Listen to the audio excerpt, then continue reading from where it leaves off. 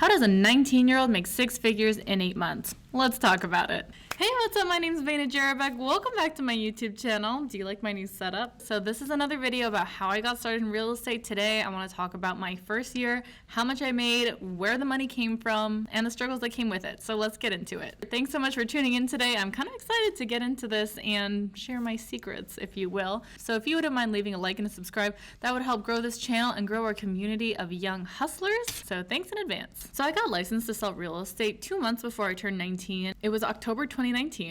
And I dropped out of college. I was still living at home, so I really had low risk to get into this industry, which was a good thing because I didn't sell a house until like April 2020. So between getting licensed in April, I was cold calling, I was shadowing other realtors, I was doing a lot of research and studying the market and real estate coaching. Shout out to Tom Ferry, Mike Ferry, Patrick Ferry, all the Ferries. And I was also going to real estate events like the Tom Ferry Success Summit. Big shout out. These events really give a lot of insight into the industry and what the top agents are doing and gives you a lot of information to copy, basically. So I built a lot of my skills by learning what top agents are doing, why reinvent the wheel, and I applied. So I was cold calling 3 hours a day, every day for sellers, and I was marketing on Facebook for buyers. Now, my first listing was from what's called a Just Listed, Just Sold cold call.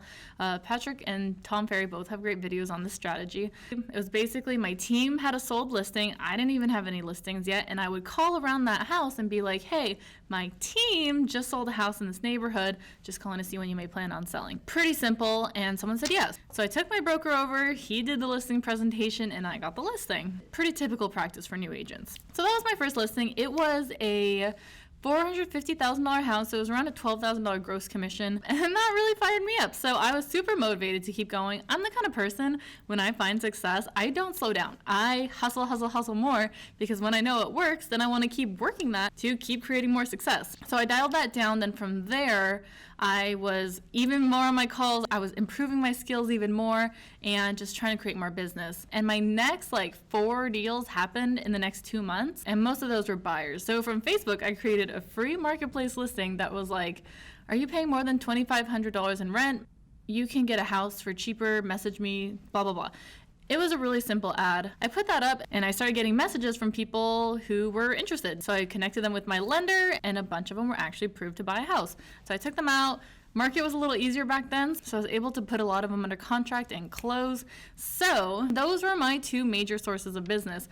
All the while, I was still working on my skills. I was learning new ways to prospect. I was trying out all kinds of different things, and I was working on social media. So I had a weekly show called 1 Minute Real Estate. You can look at my Instagram. I tried TikTok. I didn't really get serious on TikTok until December 2020, but basically, between April and December 2020, I closed 14 deals. Some of them were half deals, like with other realtors in my office who wanted to just pass on their buyers to me because I had a lot more time. And average commission and the price point I was working was around $12,000 to $14,000. So I closed out 2020 with $100,000 gross commission income. This means before broker splits, before taxes, before fees, before referral fees, I earned $100,000 in commission. This was actually before taxes too. So not sure if I can share how much I paid in taxes, but if you text me, I'll tell you.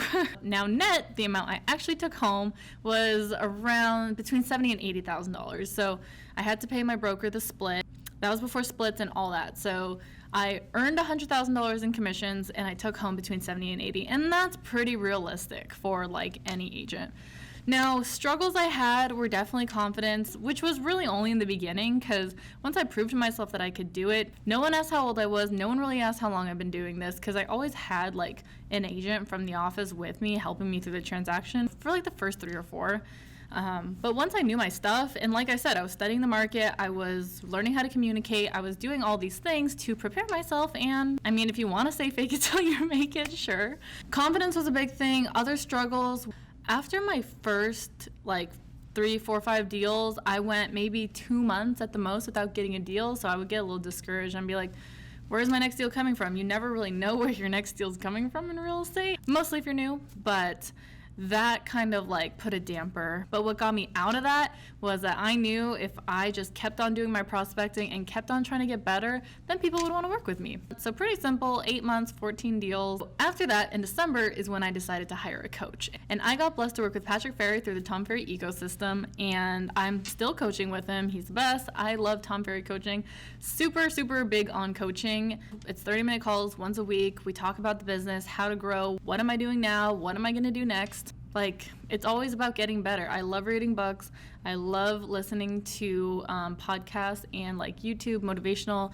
Tony Robbins, David Goggins, Jim Rohn are my favorites. Russell Brunson series, I love. There's a lot of books, and I have like, if you go to my Linktree, which is in the description, there's like a list of my favorite books. I've got lots of resources for new agents because I just love sharing. But honestly, that's pretty much it. It felt daunting at the time, but like it's 2022 now, and in 2021 I closed upwards of 25 deals. So I'm proud of myself for the success I've had. And now with a lot of the money saved, I get to invest and buy houses and all that good stuff. So that's pretty much it. The best way to explain it is real estate is really easy some days and really hard other days. You run into issues on your transactions. Sometimes you mess up what you say to a client. Maybe you use the wrong forms. Buying and selling a house is a really stressful process for people, so understanding that, being empathetic, and doing everything you can to serve your customer is really like the fundamental to being a great and lasting real estate agent. The other thing is balance. I have plenty of busy seasons where I work like 6, 7, up to like 10 days or 2 weeks in a row without taking a day off. So that's why now, especially now that I'm building my own team, I'm telling them all, pick one day off. You need a day for yourself once a week. Balance. That's all I'll say. So thanks so much for watching this video. Let me know if you have any questions. Connect with me on my socials. Like everyone, I'm always on my phone. I love creating and sharing what I know. So thanks again, and I'll see you in the next video.